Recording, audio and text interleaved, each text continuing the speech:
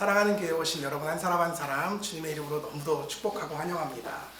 우리 함께 이 시간 예배하면서 하나님의 크신 은혜를 마음껏 누리시면 좋을 것 같습니다. 우리가 계속해서 이렇게 좋은 일이 몰려올 때 겹경사라고 하는 표현을 우리가 사용합니다. 우리에게 오늘이 딱 그런 날인 것 같습니다. 2000년 전에 예수님께서는 우리의 죄를 사하시기 위해서 이 땅에 오셨고요. 또 우리 한 사람 한 사람을 대신하여 십자가에 달려 죽임당하셨습니다. 그리고 사흘 만에 그 죽음을 이기시고 다시 부활하셨습니다.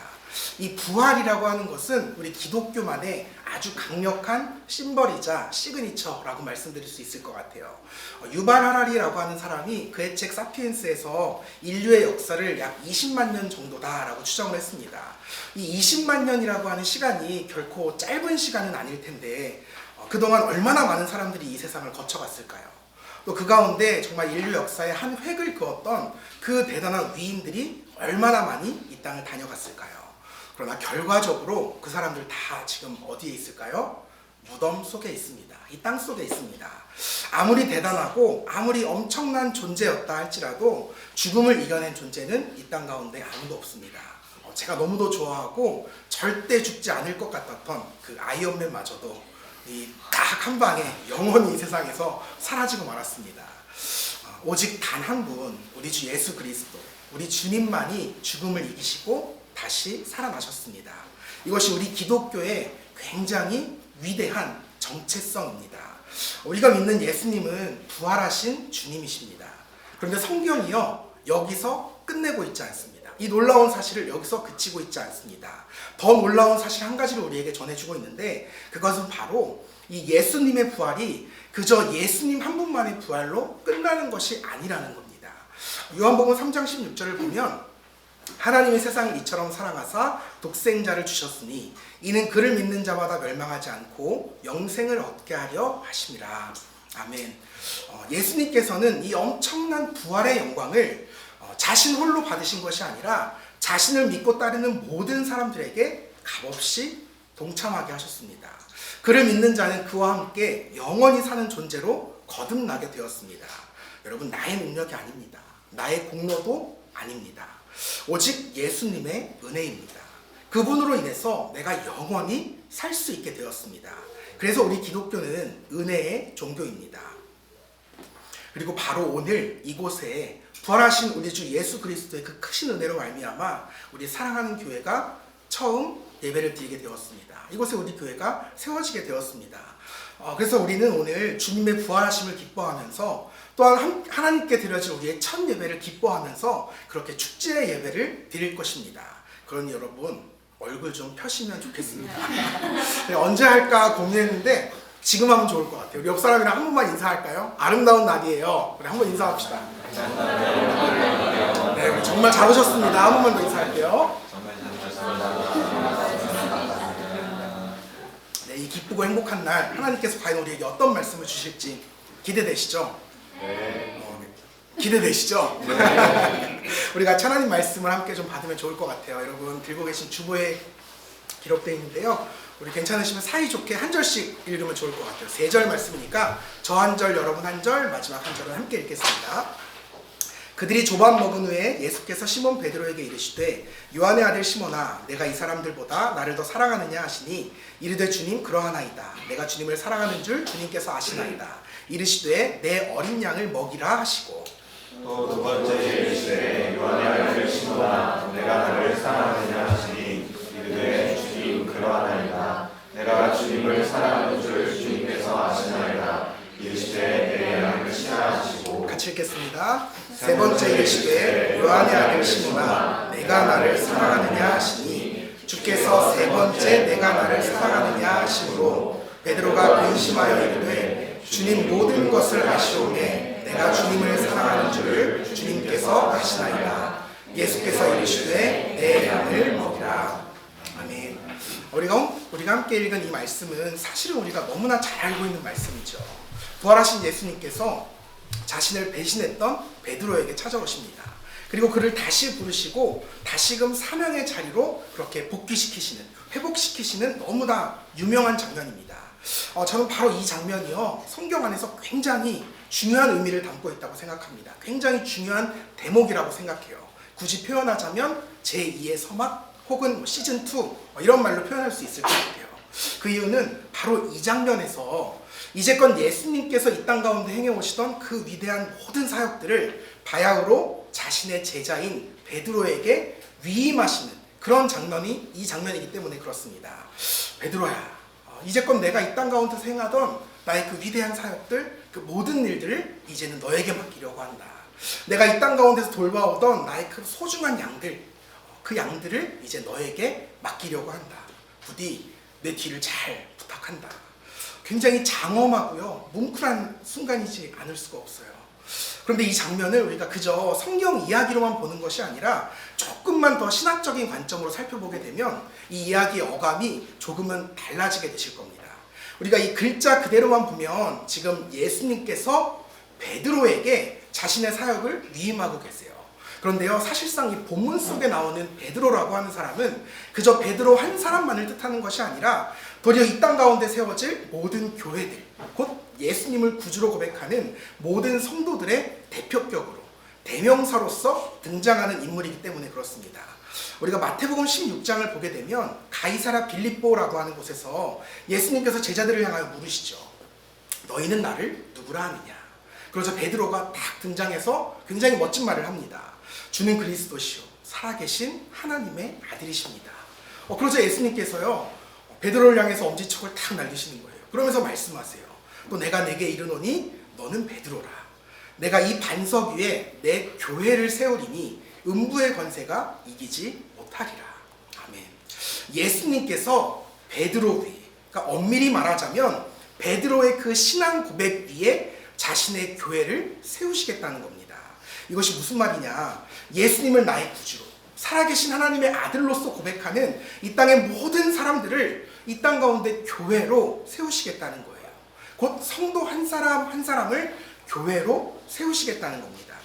곧 예수님께서 베드로에게 자신의 모든 사역을 건네주신다라고 하는 말 속에는 바야흐로 이때부터 예수님의 모든 사명이 이 베드로의 고백을 동일하게 고백하는 모든 교회들에게로, 또 모든 성도들에게로, 그 제자들에게로 건네진다라고 하는 의미가 담겨 있는 것입니다.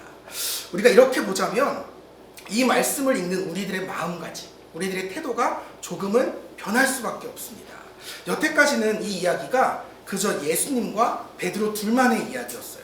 예수님의 사명을 베드로가 받게 되는 장면이었습니다. 우리의 역할은 그저 베드로의 곁에서 베드로 화이팅! 베드로만 이렇게 응원해주면 되는 입장이었습니다. 하지만 이제는 우리의 그러한 입장이 바뀌었어요. 예수님께서 자신의 사명을 위임하신 것은 단지 베드로 한 사람만이 아니었다는 겁니다. 베드로를 부르셨던 그 따스한 주님의 음성은 베드로와 동일하게 주님을 살아계신 하나님의 아들로서, 또 나의 구주로서 고백하는 이 땅의 모든 이들, 곧 저와 여러분들을 향하신 주님의 부르심이라는 것을 우리가 기억할 필요가 있습니다.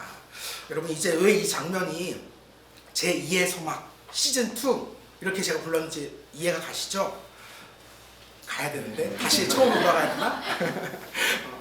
예수님께서는 지금 저와 여러분, 곧 우리 모두에게 자신이 이 땅 가운데 행하셨던, 또 앞으로 행하실 모든 사명을 맡겨주셨다는 거예요. 자신의 그 소중한 양떼를 우리들에게 맡겨주셨다는 겁니다. 이제껏 성경이 예수님에 대한 이야기를 기록했다면 이제부터는 그 제자들의 이야기, 곧 우리들의 이야기를 기록하겠다. 이게 우리에게 전해주고 있는 메시지라는 거예요. 갑자기 가슴이 좀 부담이 되죠. 웅장해지죠. 근데 문제는 이 웅장함을 넘어서는 또 하나의 그 합리적인 두려움과 의심이 또 동시에 우리에게 찾아온다는 거예요. 내가 예수님의 바통을 이어받는다고? 나는 그럴 자격이 없는데, 나는 감히 예수님처럼 살아갈 자신도 없고 의지도 없는데. 여러분, 우리 스스로가 사실 너무 우리 스스로를 잘 알잖아요. 나는 감히 그럴 사람이 못 된다는 것을 우리가 사실 너무 잘 알고 있잖아요. 여러분, 같은 마음이었을 것 같아요. 같은 마음으로 내 양을 먹이라 라고 말씀하시는 예수님의 이 엄숙한 부르심 앞에 베드로는 지금 얼마나 당황을 하고 있을까요? 내가 예수님의 사역을 이어받는다고? 내가 예수님의 양떼를 돌봐야 된다고? 이게 지금 무슨 말이야 방구야.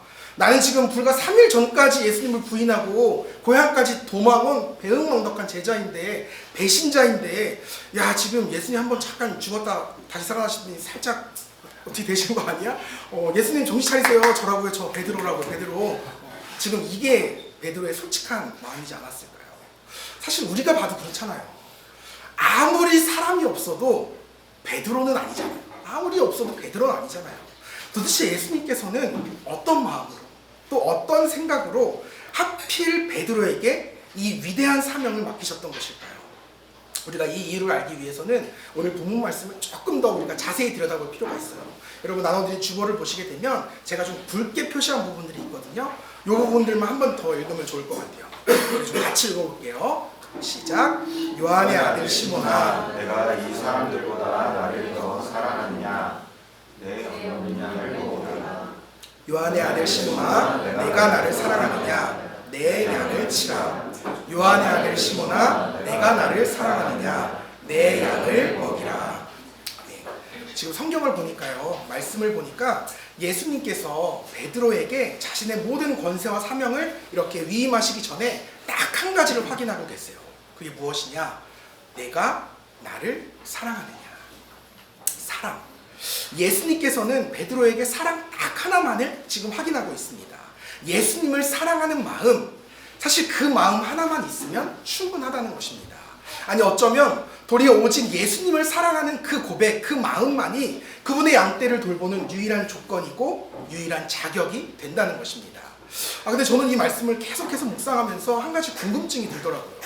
왜 예수님께서는 베드로를 향해서 내가 내 양들을 사랑하느냐 이렇게 물으셨던 것이 아니라 네가 나를 사랑하느냐라고 물으셨던 걸까요?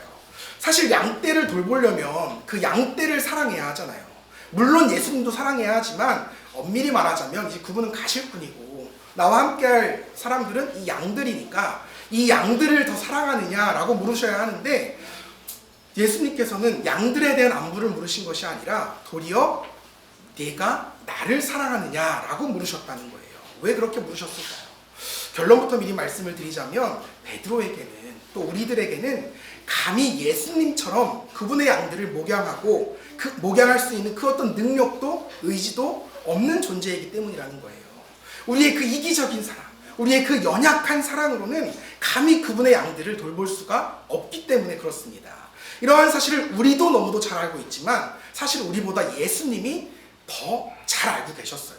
그래서 예수님께서는 그러한 베드로의 모습을 또 그러한 우리들의 모습을 완전히 바꾸실 필요가 있으셨습니다. 어떻게? 처음 마음 그대로.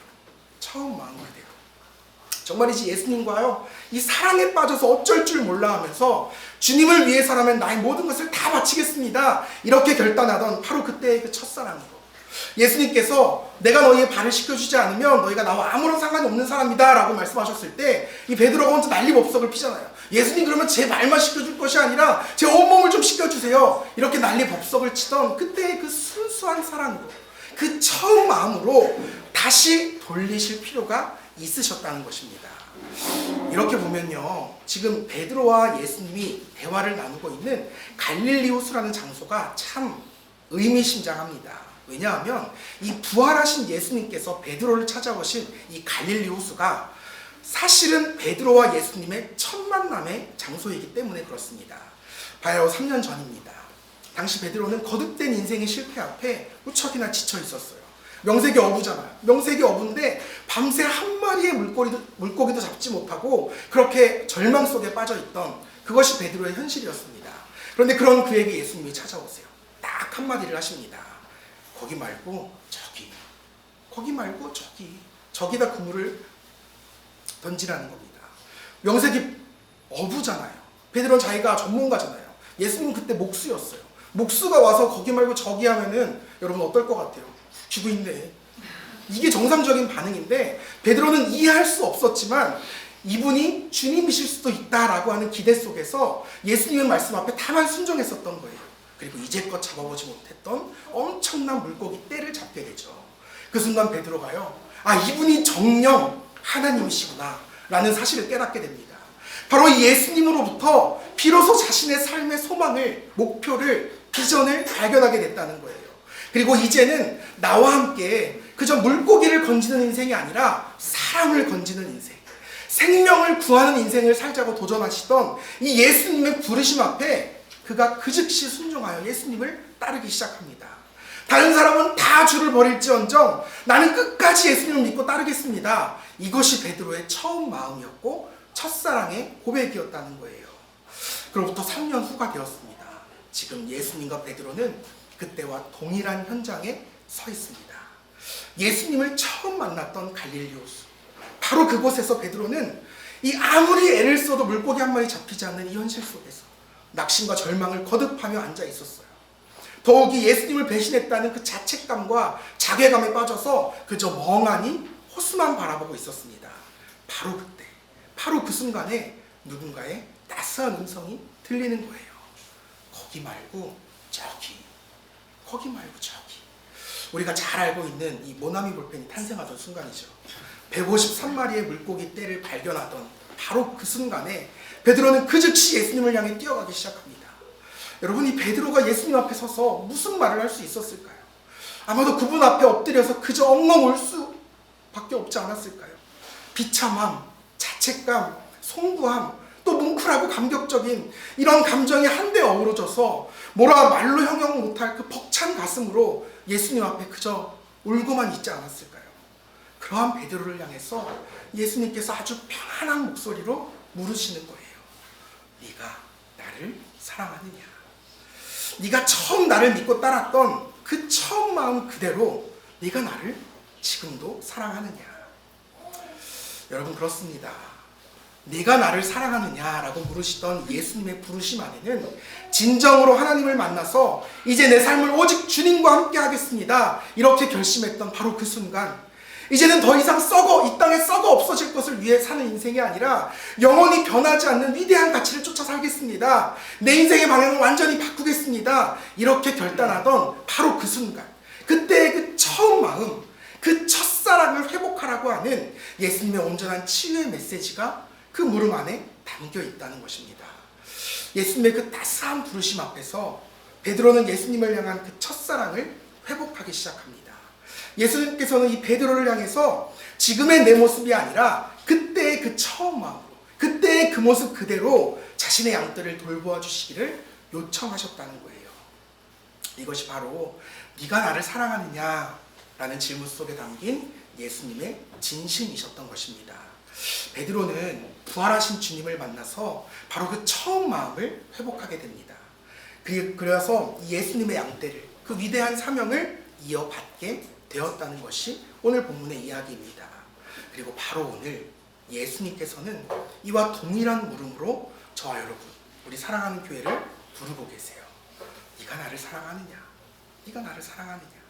나를 향한 너의 그 첫 마음 다시 회복할 준비가 되었느냐? 이제 그 사랑 그대로 이 양떼를 돌볼 준비가 되었느냐? 제가 처음 이제 주님으로부터 교회 개척에 대한 부르심을 받고 본격적인 준비를 시작할 때였어요. 저도 사실 교회 개척이 굉장히 쉬운 줄 알았습니다. 그냥 비어있는 건물에 십자가만 꽂으면 교회가 된다고 생각을 했어요. 그런데요, 그렇지가 않더라고요. 교회를 하나 세우는 것이 이렇게 어렵고 고된 일이라는 사실을 저는 그때까지만 해도 전혀 몰랐습니다. 알았더라면 교회 개척은 절대 안 했을 것 같아요. 지금 저한테 또 하라고 하면 절대 안 합니다. 비어있는 건물에 이 십자가 하나 꽂는 게요, 그렇게 비쌀 줄 몰랐어요. 십자가 하나 꽂는 값이 그렇게 비싼 줄 전혀 상상도 못했어요. 일례로 이제 건물 하나가 이렇게 비어있길래 제가 이제 그 근처에 있는 부동산에 가서 물어봤어요. 저기 얼마예요? 저기 들어가려면 어떻게 하면 돼요? 그랬더니 굉장히 산뜻하게 웃으시면서 말씀하시는 거예요. 1억에 월 1,000만 원이면 충분해요, 이렇게 말씀을 하시는 거예요. 아니, 내 연봉이 1,000만 원이 안 되는데 월 1,000이라는 거예요. 그때 제가 한 번에 큰 절망을 경험하면서 생각을 좀 바꿨어요. 야, 처음부터 내가 무리하게 이렇게 빚을 지고 시작을 하면은 그게 모두에게 큰 부담이 되겠구나. 이 빚에 쪼들려서 목사도 제대로 된 목회를 못하고 그 성도들도 마음의 짐 때문에 행복하게 교회 생활하기가 힘들겠구나. 그래서 이제 어떻게 생각을 했냐면, 일단은 교회가 어느 정도 이제 안정이 되기까지는 이렇게 주일만 공간을 좀 대여해서 시작을 해보자. 그리고 조금씩 자리가 잡혀가면 건물은 그때 가서 한번 천천히 생각을 해보자. 뭐 주님이 예비하시는 장소가 분명히 있으시겠지. 너무 좋은 생각 아니에요? 그래서 제가요 그때부터 새로운 희망을 품었어요. 그리고 이 위례 지역의 모든 장소를요 다 이렇게 다니기 시작했어요. 뭐 소극장부터 시작을 해서 뭐 카페, 스튜디오, 뭐 학원, 심지어 와인바, 호프, 다른 교회까지 사람만 모일 수 있는 곳이라면 안 가본 곳이 없는 것 같아요. 근데 제가 뭐 이 지역에 특별하게 뭐 연고가 있는 것도 아니고 뭐 아는 사람이 있는 것도 아니라 달리 이렇게 현명한 방법이 생각이 안 나는 거예요. 그래서 정말 말 그대로 맨 땅에 이제 헤딩을 하기 시작을 했죠. 보이는 곳마다 그냥 들어가는 거예요. 들어가서 안녕하세요. 제가 그렇게 안 보이지만 목사예요. 제가 목사인데요. 주일에 예배드릴 공간을 좀 찾고 있습니다. 혹시 여기를 좀 주일에 몇 시간만 좀 빌릴 수 있을까요? 근데요. 당분간 돈은 못 드려요. 그래도 좀 빌려주세요. 한 달 동안 제가 이 말을 한 200번 넘게 반복을 한 것 같아요. 이쯤 했으면 주님이 등장하셔야 되잖아요. 이쯤 했으면 주님이 예배하신 장소가 나와야 되잖아요. 근데 없는 거예요. 위례를 다 돌았는데 결국 없는 거예요. 이게 뭔가 좀 마음에 들고 괜찮다 싶으면은 렌트비를 너무 많이 요청을 하거나 혹은 깔끔하게 그냥 쌍욕을 하고 꺼져. 그냥 내보내는 거예요. 아 그때요 제가 지금은 웃으면서 이렇게 이야기할 수 있는 마음이 되었지만 그때는 제가 스스로 얼마나 비참하던지 그 절망감은요 느껴보지 않은 사람은 몰라요. 그래서 내가 개척 다시 안 하기로 마음을 먹었어요. 아니 내가 지금 내일 하겠다는 것도 아니고 교회를 세우겠다는 건데 내가 굳이 이런 비참한 수모와 절망까지 겪어야 하나. 그렇게 어느덧 이제 3월이 되었습니다. 근데 그때까지도 사실 아무런 것이 보이지 않았어요. 그냥 혼자 생각에 꽃피는 봄이 오면 교회 시작해야지, 겨울잠 잘 자고 이제 봄 되면 교회 시작해야지 이런 기대가 있었는데 꽃이 피기 시작하는데 아무것도 결정된 게 없는 거예요. 너무 막막한 거죠. 그래서 하루는 집을 나서면서 이렇게 생각을 했어요. 야 오늘까지 못 찾으면 나 진짜 관둔다. 내가 진짜 이제 더 이상 못 해먹겠다. 이런 심정으로 정처 없이 또 거리를 이렇게 헤매기 시작했습니다. 제가 목사인데요. 주일에 예배드릴 장소는 찾고 있어요. 돈은 못 드려요. 이거를 또 계속 반복하고 있어요. 대답은 여전히 no, 안 된대요. 절대 안 된다는 거예요. 그래서 그때 이제 그만하자. 개척은 내 길이 아닌가 보다. 내가 잠깐 잠에 취해서 주님한테 잘못 들었나 보다. 이 일은 내 길이 아닌가 보다. 그냥 깔끔하게 목회 때려치자. 그냥 취업해서 우리 아이들이랑 행복하게 맛있는 거 먹고 살자. 그런 생각이 제 안에 들어오기 시작했어요. 터벅터벅 이제 차를 타러 가고 있었습니다. 그때 제가 차를 이 주차장에 세워놨었거든요. 그래서 이제 차를 타러 걸어가고 있는데 그동안 못 보던 작은 카페가 하나 이렇게 있는 거예요. 그래서 진짜 마지막에도 결심하고 이제 들어왔죠. 사장님한테 이제 오니까 사장님이 여기서 또 컵을 닦고 계시더라고요. 그래서 여쭸어요. 제가 목사인데요. 돈은 못 드려요. 근데 사장님이요 그때 저한테 이렇게 물으시는 거예요. 혹시 뭐 누구한테 소개받고 오셨어요? 어디서 소개받고 오셨어요? 아니요. 그냥 지나가다가 왔는데요. 그러세요. 사실은 제가 선교사예요. 여기에 터를 잡고 세상에 들어가서 복음을 전하려고 이 카페를 시작을 했어요. 그리고 저희가 계속 생각하고 있던 것이 주중에는 이곳이 좀 선교센터가 되고 주일에는 예배를 드리는 공간으로 이곳이 쓰임받으면 좋겠다. 계속해서 저희가 이렇게 기도를 해봤어요. 그런데 마침 그런 교회가 찾아왔네요. 목사님 필요하실 때까지 여기에서 예배 드리세요. 대관료는 따로 없고 오실 때마다 카페니까 커피 한 잔씩 이렇게 드셔주세요. 이렇게 말씀을 하시더라고요. 그 순간에 제가 정말 어찌나 그렇게 하염없이 눈물이 나던지 목사지만 세상 이런 고백이 나오는 거예요.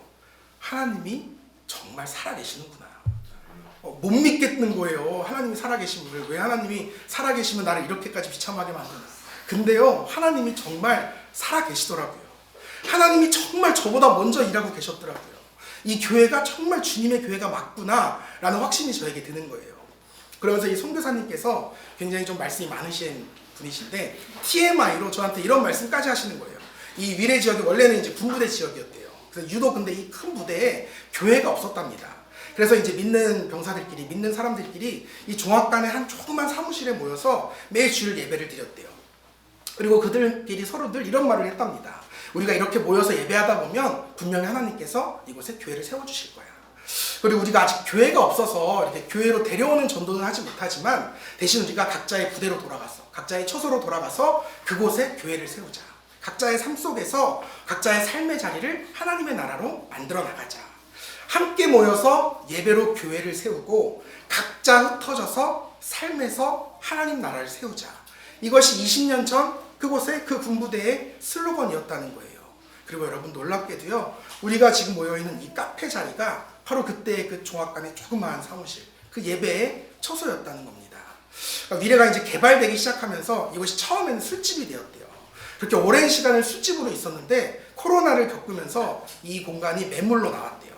그때가 마침 선교사님이 딱 이제 이곳에 터를 잡기 위해서 장소를 살피시던 중이었는데 이 이야기를 들으시고는 이곳을 다시 예배의 장소로 회복해야 되겠다. 이런 사명감이 드셨대요. 그래서 이곳을 선교의 터로 잡으시고 그 술집을 카페로 바꾸셨고 복음을 전하는 장소로 바꾸셨다는 거예요. 그리고 이제 이곳에서 다시 드려질 예배를 꿈꾸면서 그렇게 기도하는 차에 우리 사랑하는 교회의 만남을 하나님께서 허락하신 거죠. 저는 정말로 하나님께서 우리의 인생을 선하게 인도하신다라고 하는 약속의 말씀을 정말 믿어요. 정말 그냥 추상적인 개념이 아니라 성경에 나오는 다른 성경 인물들의 이야기가 아니라 그것이 오늘을 살아가는 저의 이야기, 우리들의 이야기라는 사실을 저는 정말 믿게 되었습니다. 이 교회의 탄생이 바로 그 분명한 증거예요. 부디 여러분들에게도 그 믿음이 함께하기를 주님의 이름으로 축복합니다. 그래서 저는 이 땅의 그 처음 마음을 그대로 이어가기로 결단했습니다. 함께 모여서 교회를 세우고 각자 흩어져서 하나님 나라를 세워가는 예수 공동체. 이것이 우리 사랑하는 교회의 첫 번째 모토이자 슬로건입니다. 그래서 이렇게 적어봤어요. 우리는 미래에 교회를 세웁니다. 더불어 각자의 삶 속에 하나님 나라를 세웁니다. 너무 멋있죠? 사랑하는 여러분, 저는 정말 확신합니다. 주님께서 우리 교회를 바로 이곳에 세우신 목적, 이곳에서 첫 예배를 드리게 하신 그 목적은 이곳의 그 처음 마음을 누군가는 이어가기를 원하셨기 때문이라는 확신이 있습니다. 교회가 없던 땅에 그럼에도 예배가 드려지고 그 예배로 말미암아 한 교회가 세워지는 역사, 더불어 우리 각자가 자신의 삶 속에서 하나님 나라를 세워가는 역사, 이제 우리가 이어가면 좋겠습니다. 우리가 이곳에 교회를 세웁시다. 그리고 각자의 삶의 자리를, 그 가정과 일터를 하나님의 나라로 세워나갑시다. 이것이 우리 사랑하는 교회가 주님께로부터 위임받은 첫 번째 사명인 줄 믿습니다. 말씀을 좀 맺으려고 합니다. 원래는 하나님 에피소드가 더 있었는데 안 하는 것이 더 선할 것이라는 주님의 분명한 인도하심이 여러분의 눈동자를 통해 드러나고 있어요. 그래서 이제 급하게 말씀 마무리하려고 합니다. 여러분 한 가지만 기억하시고 돌아가시면 좋을 것 같아요.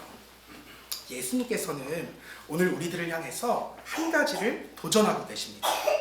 네가 나를 사랑하느냐? 네가 나의 존재를 처음 깨닫고 네가 나와 처음으로 인격적으로 만나던 날, 그때 너가 품었던 그 처음 마음, 이 세상 큰 무엇보다, 그 누구보다 내가 주님을 더욱 사랑하겠습니다, 이렇게 결단하던 너의 그 첫사랑, 나는 내가 오늘 그 마음을 다시금 회복하기를 원한다. 그리고 바로 그 마음으로 이곳에 교회를 세우고 네 삶 속에 하나님 나라를 세워가기를 바란다. 사랑하는 여러분 각자가 예수님을 향한 여러분의 처음 마음이 다 있으실 겁니다. 예수님을 향한 여러분의 첫사랑은 얼마나 뜨거우셨습니까?